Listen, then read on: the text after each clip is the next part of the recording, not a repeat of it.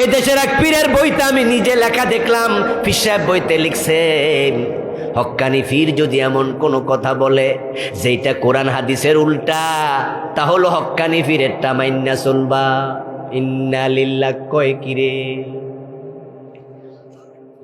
কোরআন হাদিসের উল্টা, শরীয়তের উল্টাও যদি হয়, পীরেরটা মাইন্না চলবে।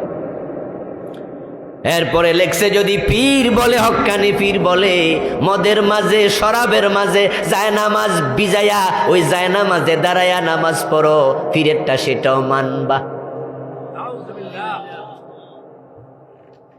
এজন্য পীর সাহেব হুজুররা মুরিদরে এমন সবক শিখাইছে, ওস্তাদ কো সামনে চু চেরানি চাহি, পীর কো সামনে চু চেরানি।